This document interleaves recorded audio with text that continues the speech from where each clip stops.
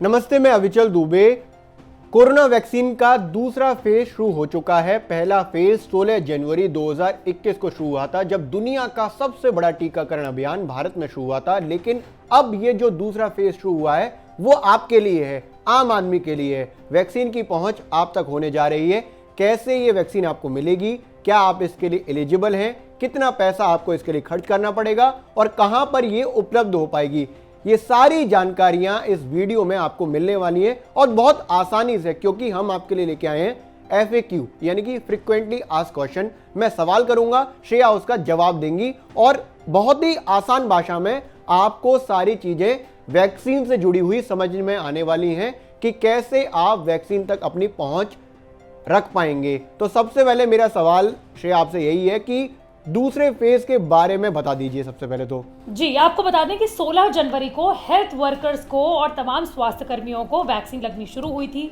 अब यानी कि 1 मार्च से फेज 2 शुरू हो गया है वैक्सीनेशन प्रोग्राम का, जिसमें जैसे कि अविचल ने बताया कि आम लोगों तक ये वैक्सीन की पहुंच हो चुकी है, जिसमें 60 साल से ज़्यादा उम्र के लोगों को और 45 साल से ज़्यादा उम्र के उन लोगों को जिनको दो गंभीर बीमारियां एक साथ हैं, उन्हें ये वैक्सीन लगेगी। अब वो कौन सी 2 गंभीर बीमारियां हैं? हाँ, वो 2 गंभीर बीमारियां आपको इसलिए बताना जरूरी हो जाएगा क्योंकि इस तरह की बीमारियां बहुत आम होती हैं, लेकिन इसमें एक जो शब्द जोड़ा गया है वो जोड़ा गया है कोमॉर्बिडिटीज का।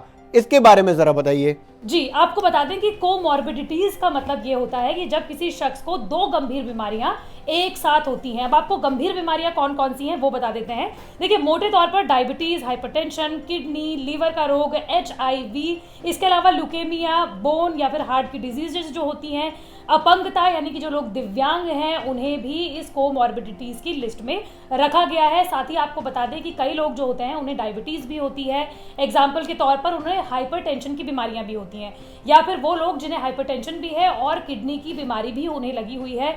ऐसे लोग जिन्हें जो 45 साल से ज़्यादा उम्र के हैं और अगर उन्हें कोरोना होता है तो उनके लिए कोरोना ज़्यादा घातक साबित हो सकता है। इसलिए सरकार ने ऐसे लोगों की लिस्ट बनाई है, ऐसे रोगों की लिस्ट बनाई है जो 45 साल से ज़्यादा उम्र के लोग हैं और उन्हें 2 गंभीर बीमारियां एक साथ हैं, वो भी वैक्सीन लगा सकते हैं। इसमें कैंसर और कैंसर की थेरेपी को भी शामिल किया गया है श्रेया। इसके साथ ही मैं ये जानना चाहूँगा, हमारे साथी जानना चाहेंगे कि कैसे वो इसको प्रूव कर पाएंगे कि उनको ये 2 बीमारियां एक साथ हैं। ये तो हम आपको इस वीडियो में बताएंगे ही कि रजिस्ट्रेशन कैसे होना है, लेकिन उससे पहले आपको ये जान लेना जरूरी है कि अगर आपकी उम्र 45 साल से लेकर 60 साल से कम की है तो आपको डॉक्टर के पास से एक सर्टिफिकेट जारी करवाना होगा, जिसमें आप ये प्रूव करवा सकेंगे कि आपको 2 बीमारियां एक साथ हैं और इसीलिए आप वैक्सीनेशन के लिए एलिजिबल हैं। अच्छा, अब एलिजिबिलिटी आपने हासिल कर ली, मतलब कि अगर आपको वैक्सीन चाहिए तो कैसे उपलब्ध होगी, यानी कि रजिस्ट्रेशन कैसे होगा, कौन कौन से रास्ते हैं उसके लिए? आपको बता दें कि इसके 3 रास्ते हैं। वो कौन कौन से 3 रास्ते हैं, सबसे पहले आपको वो बता देते हैं। पहला तो है कोविन ऐप, इससे आप अपने आप को सेल्फ रजिस्टर्ड करा सकते हैं। इसी के साथ साथ इसी पहले रास्ते में है कि आरोग्य सेतु, जो कि तमाम अलग अलग लोगों के पास है क्योंकि सरकार ने इसे अनिवार्य कर दिया था। अगर आपको अपने घर से बाहर निकालना है आपके पास आरोग्य सेतु होना चाहिए। उसी से कोविन ऐप जो है वो कनेक्टेड है, यानी कि आप आरोग्य सेतु में जाइए और उसके जरिए आप अपने आप को रजिस्टर करवा सकते हैं। या फिर अगर आप कंप्यूटर से, अपने लैपटॉप से खुद को रजिस्टर कराना चाहते हैं तो आपको www.cowin.gov.in पर जाकर खुद को रजिस्टर्ड करा सकते हैं। दूसरा रास्ता यह है कि अगर आप बहुत ही टेक्नोलॉजी फ्रेंडली नहीं है तो आप वैक्सीनेशन सेंटर पर जा सकते हैं या फिर अस्पतालों में जा सकते हैं और अपना रजिस्ट्रेशन वहां पर खुद करा सकते हैं। तीसरा ऑप्शन यह है कि सरकार को अगले कुछ महीनों में 27 करोड़ लोगों के वैक्सीनेशन ड्राइव को पूरा करना है। इसलिए अगर आप 60 साल से ज्यादा उम्र के हैं या फिर 45 साल से ज्यादा की उम्र के वो लोग हैं जिन्हें 2 बीमारियां एक साथ हैं, तो सरकार आपसे खुद संपर्क कर सकती है। बिल्कुल, ये 3 रास्ते तो हो गए कि आप कैसे रजिस्ट्रेशन करा सकते हैं, लेकिन रजिस्ट्रेशन के दौरान आपको चाहिए होंगे कुछ ID प्रूफ्स। तो वो कौन सी लिस्ट है, कौन कौन से ID प्रूफ्स हैं जिसकी ज़रूरत वैक्सीनेशन के लिए पड़ने वाली है, चाहे आप किसी भी रास्ते से रजिस्ट्रेशन कराएं? जी, अगर आप रजिस्ट्रेशन सेंटर पर पहुंचते हैं, वैक्सीनेशन सेंटर पर पहुंचते हैं, तो आपके पास अगर इन 12 पहचान पत्रों में से कोई भी एक पहचान पत्र है तो आपको वैक्सीन लगनी बहुत आसान हो जाएगी।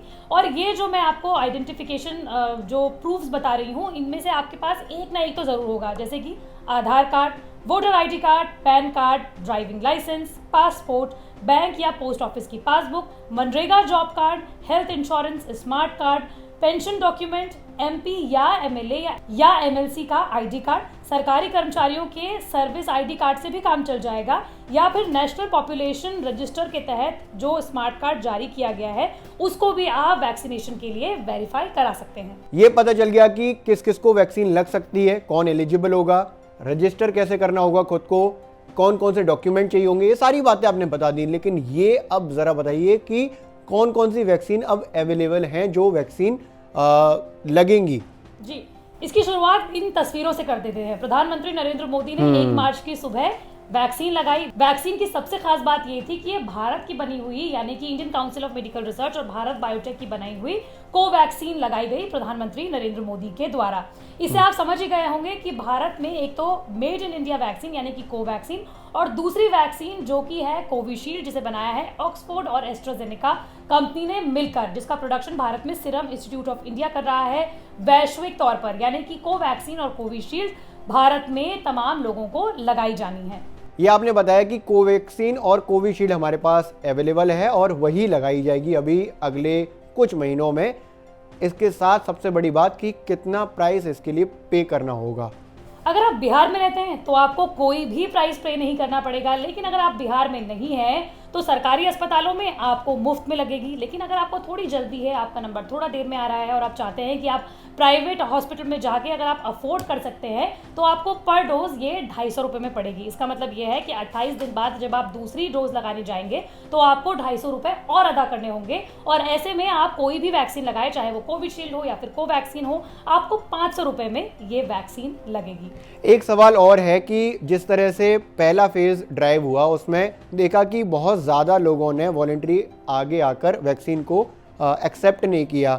क्या इस वक्त ऐसा लग रहा है कि ज़्यादा लोग आगे आएंगे और इस पूरी जो कवायद है, इस पूरी प्रोसेस को पूरा करेंगे? क्योंकि सरकार का टारगेट जो है वो 27 करोड़ लोगों तक इस बार वैक्सीन को पहुंचाना है। देखिए, जिस तरीके से भारत में कोरोना जो है वो एक बार फिर से अपने पैर पसार रहा है, उसको देखते हुए लोगों के अंदर डर है, लेकिन वैक्सीन को लेकर भी डर है, जिसे वैक्सीन हेजिटेंसी कहा जाता है। और यही वजह है कि भारत में टोटल पॉपुलेशन के 1% को भी वैक्सीन अभी पूरी तरीके से नहीं लगी है। और यही वजह है शायद अविचल की प्रधानमंत्री नरेंद्र मोदी ने खुद आगे बढ़कर सबसे पहले वैक्सीन लगाई है। और सिर्फ प्रधानमंत्री नरेंद्र मोदी नहीं बल्कि आगे चलकर तमाम केंद्रीय कैबिनेट जो है वो भी धीरे धीरे वैक्सीन लगाएगा, जो कि 60 बरस से ज्यादा है या फिर वो लोग जो कि 45 साल से ऊपर के हैं और जिन्हें 2 बीमारियां एक साथ हैं।